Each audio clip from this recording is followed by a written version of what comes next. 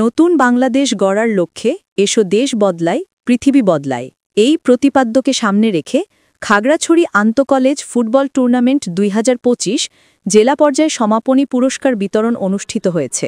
খাগড়াছড়ি থেকে বিপ্লব তালুকদারের প্রতিবেদনে দেখুন বিস্তারিত।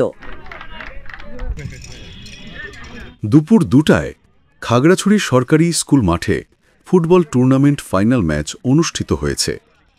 এ সময় অতিরিক্ত জেলা প্রশাসক রোমানা আক্তার এর সভাপতিত্বে প্রধান অতিথি ছিলেন জেলা প্রশাসক মোহাম্মদ আনোয়ার সাদাত।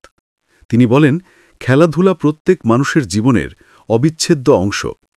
খেলাধুলার মাধ্যমে শৃঙ্খলা বোধের উপলব্ধি ঘটে, যা আমাদের চারিত্রিক বিকাশ ঘটাতে সাহায্য করে। সাফল্য এবং অসাফল্য, জয় পরাজয় উভয়কে সমানভাবে গ্রহণ করা মহৎ শিক্ষা। এই শিক্ষা আমরা খেলাধুলা থেকে অর্জন করে থাকি। উক্ত ফুটবল ফাইনাল ম্যাচে পানছড়ি সরকারি ডিগ্রি কলেজ এবং মাটিরাঙ্গা সরকারি ডিগ্রি কলেজ দুটি দল অংশ নেন। এই খেলায় মাটিরাঙ্গা সরকারি কলেজকে ১-০ গোলে হারিয়ে চ্যাম্পিয়ন হয়েছেন পানছড়ি সরকারি কলেজ। এ সময় ফুটবল টুর্নামেন্টের চ্যাম্পিয়ন দলকে ৩৫,০০০ টাকা ও রানার আপ দলকে ২০,০০০ টাকার প্রাইজ মানি প্রদান করা হয়।